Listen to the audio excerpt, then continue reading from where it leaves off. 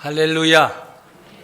가을의 끝자락에 있는 11월 세 번째 주일 추수감사주일 예배로 이끌어주신 살아계신 하나님 우리 아버지께 찬양과 경배를 드립니다. 오늘 우리가 드리는 추수감사절은 모든 교회에 속한 성도들이 어떤 삶의 자리에서도 우리를 지켜주시고 인도하여 주신 하나님께 가슴 가득한 감사를 드리는 특별한 교회의 명절입니다.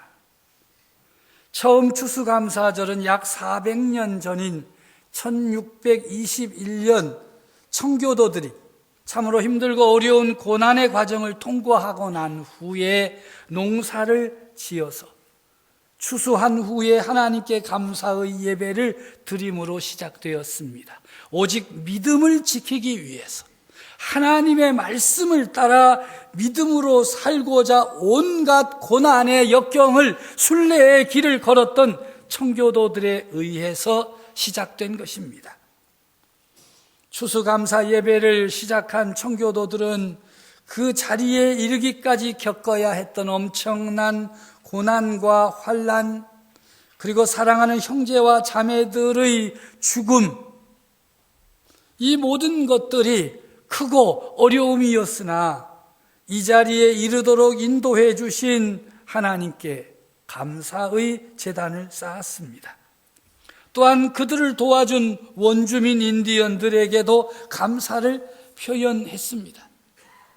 우리가 알고 있는 대로 그 당시 1600년대 영국은 하나님의 말씀대로 경건하게 생활하려는 청교도들과 형식주의적 신앙생활에 빠진 국교도들, 왕을 교회의 수장으로 모시고 있는 그 국교도들 사이에 많은 신앙의 갈등이 있었습니다. 영국의 국왕은 영국의 국교도와는 다른 신앙 견해를 가진 청교도들을 용납하지 않았고 신앙의 자유 또한 허락하지 않았습니다. 그래서 이들은 그들의 신앙을 지키기 위해 네덜란드로 건너갔습니다. 그곳에서 11년을 지내보니까 너무나도 힘들고 어려웠습니다. 특별히 자녀들을 올바른 신앙인으로 양육해내는 일이 얼마나 어려운가를 알게 되었습니다. 청교도들은 다시 한번 결단을 했습니다.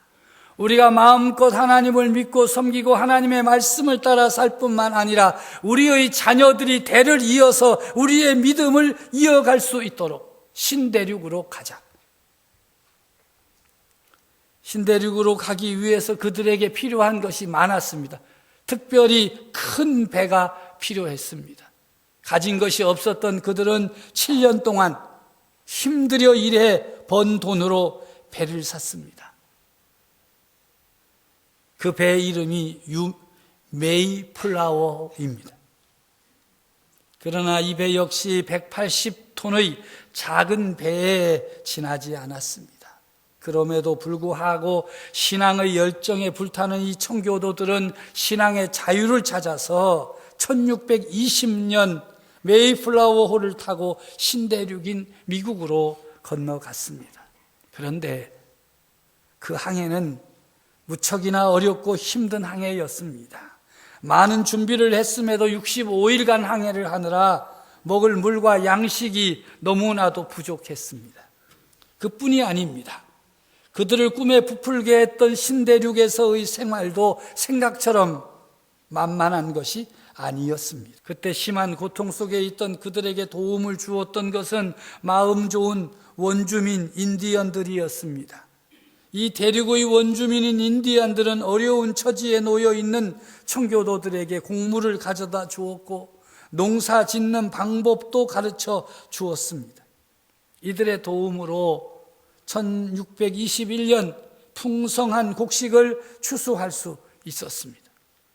이에 청교도들은 인디언들을 초대해서 추수한 곡식과 칠면조 고기를 함께 나누고 신대륙에서의 기쁜 첫 추수 감사절을 지키며 하나님께 감사의 제단을 쌓았던 것입니다. 그들은 예수 그리스도를 구세주로 믿는 믿음을 지킬 수 있음에 감사를 드렸습니다. 하나님의 말씀을 따라 살아갈 수 있는 길이 열렸음에 대한 감사를 드렸을 것입니다. 그들의 자녀들이 온전히 하나님 아버지를 믿고 따르며 믿음의 사람으로 양육할 수 있게 되었음에 감사를 드렸습니다. 예수 그리스도를 믿음으로 하나님의 자녀가 되고 하나님의 자녀답게 살 수 있게 되었음에 하나님의 나라로 가는 믿음을 지킬 수 있음에 감사의 제단을 쌓고 예배를 드린 것입니다. 사랑하는 성도 여러분, 존경하는 믿음의 형제 자매 여러분, 오늘 여러분이 드리는 추수감사절 감사는 어떤 내용이며 어떤 의미를 품고 있는가 돌아보아야 할 것입니다. 그래야 여러분들이 드리는 이 감사의 예배가 하나님께 상달되어질 것입니다. 오늘 시편 103편의 시편 기자의 감사 찬양이 기록되어 있습니다. 내 영혼아 여호와를 송축하라. 내 속에 있는 것들아 다 그의 거룩한 이름을 송축하라. 시편 기자는 내 영혼아라고 자신을 향하여 외치고 있습니다. 여호와를 송축하라. 그 은혜를 잊지 말지어다. 받은 은혜를 기억하라. 받은 은혜를 기억하며 은혜 베푸신 하나님께 찬양을 드리고 받은 은혜에 감사하라고 목소리를 높이고 있습니다. 시편 기자가 받은 은혜가 무엇입니까?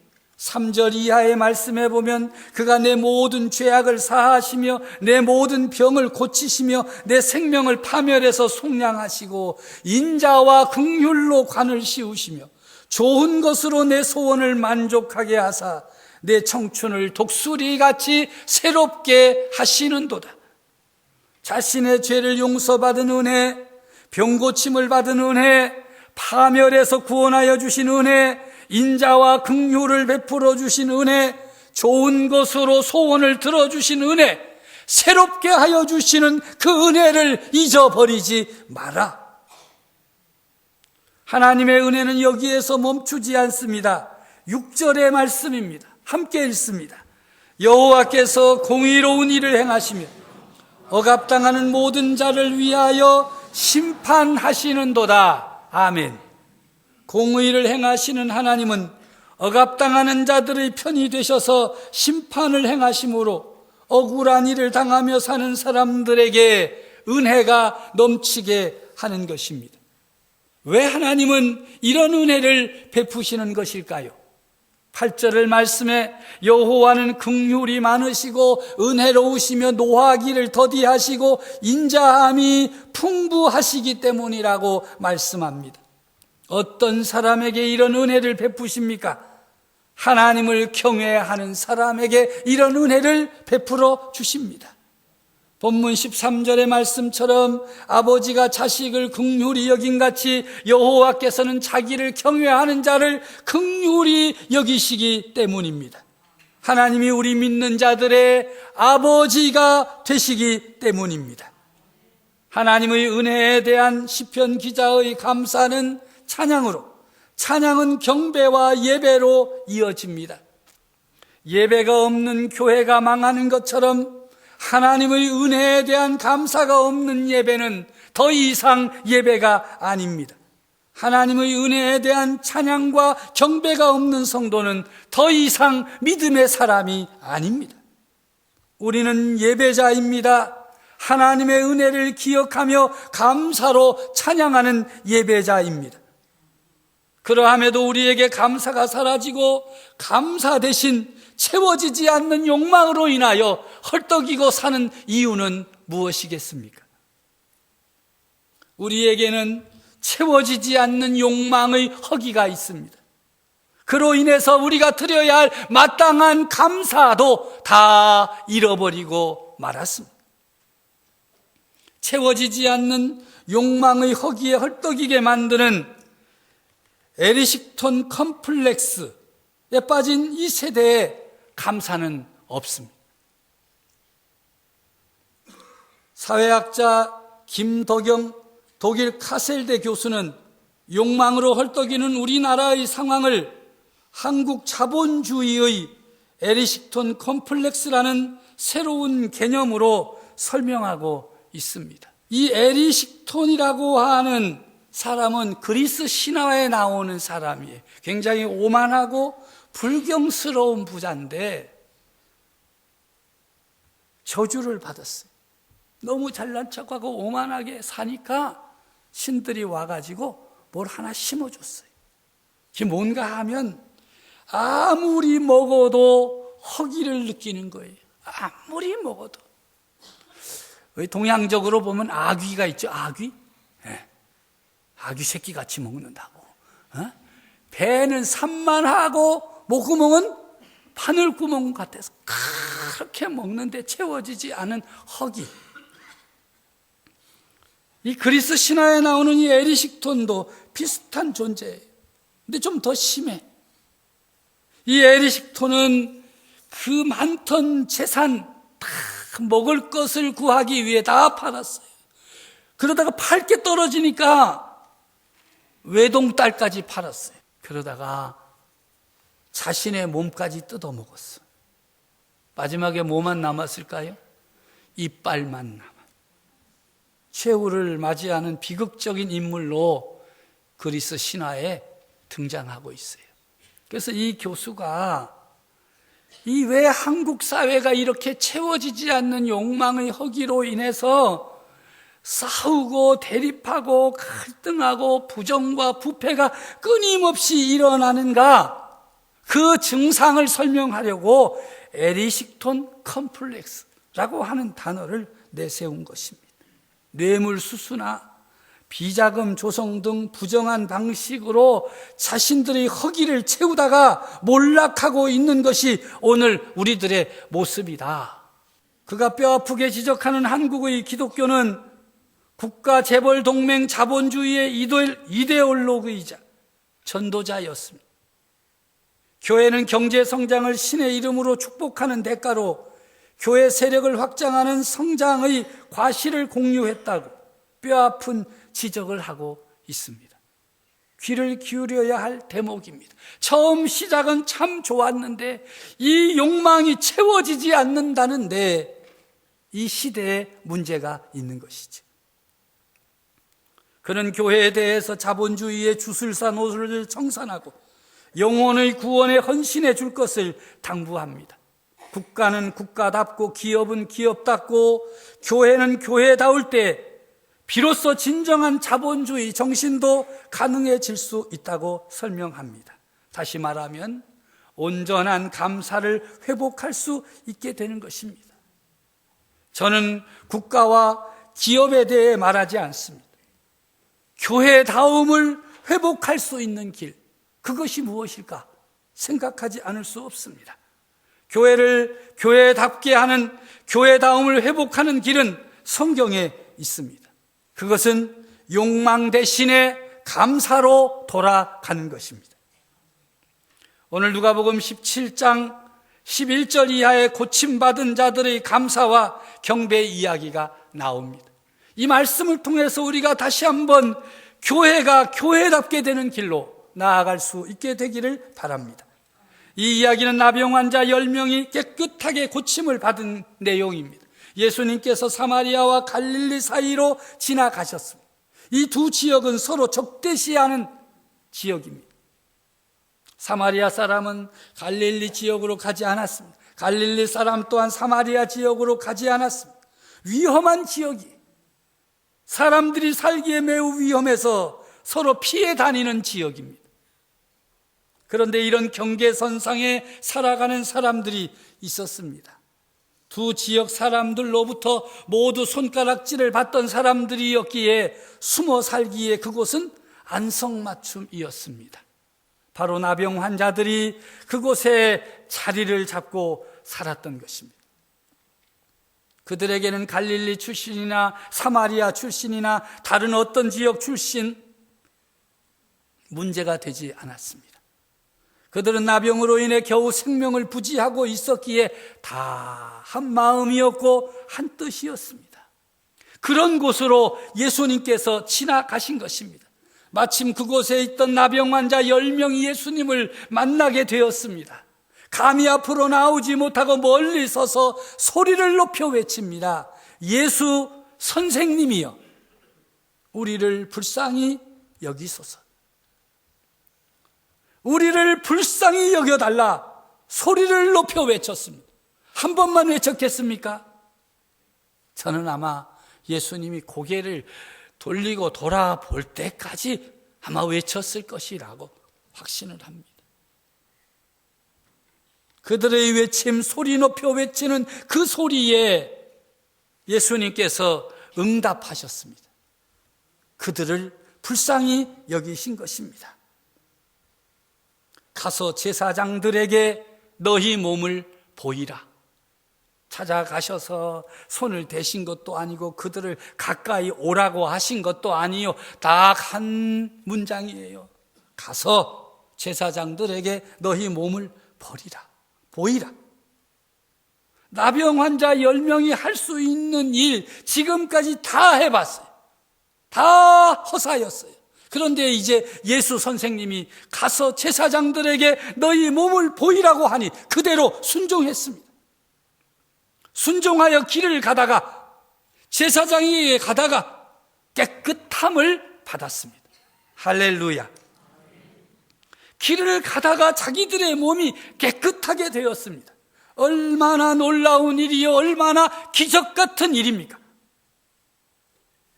하늘의 벌로 알았던 그들의 일그러졌던 몸이 깨끗해진 것을 보고 그들은 정말 놀랄 수밖에 없었습니다. 15절에 보니까 그 중에 한 사람이 자기가 낳은 것을 보고 큰 소리로 하나님께 영광을 돌리며 돌아왔다라고 기록합니다.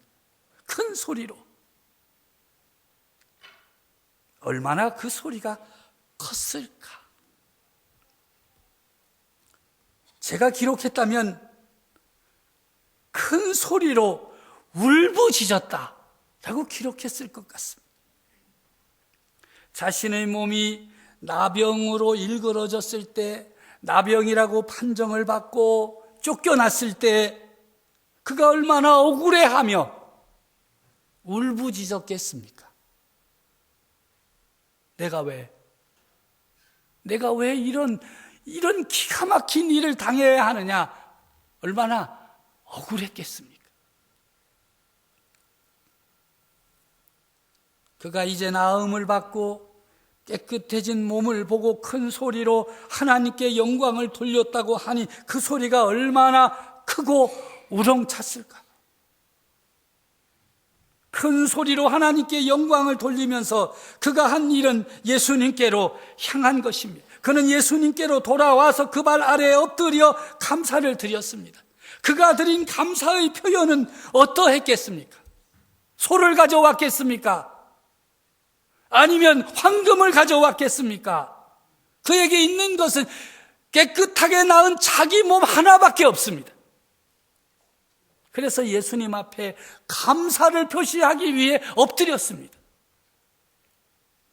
어떤 모습이었을까? 상상이 가지 않습니다.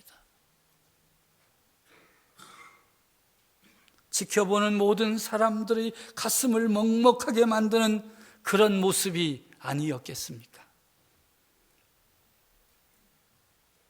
그 사람의 감격과 감사를 받으신 예수님께서 말씀하십니다. 10사람이 다 깨끗함을 받지 아니하였느냐? 그 9은 어디 있느냐? 9은 어디 있느냐? 이 이방인 외에는 하나님께 영광을 돌리러 돌아온 자가 없느냐? 그렇습니다. 얼마나 놀라운 은혜를 받은 것입니까? 그런데 9은 어디로 간 것입니까? 얼마든지 예수님께로 돌아와 감사를 드리고 갈 수 있었음에도 그들은 어디로 간 것입니까? 그들이 나병으로 고생할 때 내가 이 병이 낫기만 한다면 낫기만 한다면 이것도 하고 저것도 하고 얼마나 할 일이 많았겠습니까? 아마도 그들은 제사장에게 가서 자기의 나병이 나은 것을 확인받고 자기의 가족에게 또 자기가 그토록 가고 싶었던 사람을 향해서 달려갔을 것입니다. 아마 나중에 생각났겠지요? 아이고, 예수님께 한번 가봐야 되는데 이거 내가 사람 노릇도 못하네. 그래서 예수님을 이후 찾아간들 그것은 그저 단순한 감사로 그치고 말았을 것입니다. 은혜를 받고도 이런 사람들이 대세입니다. 9명이 대세입니까? 1명이 대세입니까? 아마 9명이 1명 보러 그랬을 거예요. 야, 어디 가라 그랬어요? 제사장에게 가라 했잖아. 대세는 거기로 가는 것이었어요. 그런데 이 사람은 돌아와서 예수님 앞에 엎드렸어요. 제사장에게 갈 것이 아니라 나는 지금 나를 치유해 주신 예수님께로 가야 된다. 그래서 그 앞에 돌아와 감사, 큰 소리로 하나님께 영광을 돌리며 감사를 드렸어요. 예수님은 돌아와 발 앞에 엎드려 감사를 드린 그 사람에게 더욱 놀라운 선언을 하십니다. 놀라운 은혜를 베풀어 주십니다. 여러분들이 오늘 추수감사절을 맞이하여서 여러 가지 준비를 하고 예물을 드리고 멋져불어. 너무 아름다워. 그런데 여러분들이 드리는 이 감사를 하나님께서, 우리 주님께서 믿음으로 받으시겠냐? 이 한 사람이 돌아와 큰 소리로 하나님께 영광을 돌리며 감사를 드렸는데 예수님은 그것을 그의 믿음으로 받아주셨어요. 그리고 뭐라고 말씀하십니까? 내 믿음이 너를 구원하였느니라. 육신이 나 깨끗하게 되었어요. 그런데 돌아와서 그 육신이 깨끗해진 것을 인하여 하나님께 감사를 드리고 예수님 앞에 감사를 드렸더니 내 믿음이 너를 구원하였다. 그것을 믿음으로 받아주시고 구원의 은혜를 베풀어 주신 것입니다. 오늘 우리가 드리는 감사를 주님께서 믿음으로 받아주시기를 간절히 소원합니다. 여러분들이 드린 것들, 드린 예물들이 정말 뜨거운 감격과 감사로 이것을 드리며 주님께 감사하는 마음으로 드렸을진데 그것은 주님이 받으시는 믿음인 줄로 믿습니다. 그런데 여러분 오늘 기억하셔야 돼요. 우리가 드린 것은 이미 주님께서 다 분별하시고 판별하셨어요. 앞으로가 중요하지요. 정말 우리가 드리는 감사, 이 감사 천천만만의 수양이 아니라 우리가 정말 예수 그리스도 앞에 우리의 마음을 토해놓고 드리는 그 감사를 주님께서 믿음으로 받아주셔야 된다는 것입니다. 믿음으로 인정해 주셔야 된다는 것이지요. 다시 말하면 우리의 감사에는 예수 그리스도가 나의 구주이시라고 하는 고백이 담겨진 감사여야 그 감사를 받아주시고 그 감사의 은혜와 은총을 덧입혀 주시는 것입니다. 내 믿음이 너를 구원하였다. 감사가 믿음이 되고 그 믿음이 구원하고 하나님의 자녀가 되는 은혜, 이 은혜로 가득 찬 성도가 교회를 이룰 때 교회가 교회답게 되어지는 것입니다. 무엇을 더 받을 수 있을까? 어떤 복을 더 받을까? 어떻게 하면 더 성공하고 형통하고 어떻게 하면 욕망의 허기로 헐떡이는 것이 아니라 예수 그리스도가 나의 구주이십니다. 나의 주인이십니다. 나의 모든 것, 나의 전부이십니다. 믿음으로 고백하며 감사함으로 하나님 앞에 나와 예배할 때 교회는 교회다워지고 성도는 성도다워지게 될 것입니다. 이런 은혜가 우리 교회 가운데 성도들의 삶 가운데 넘쳐나기를 간절히 바랍니다.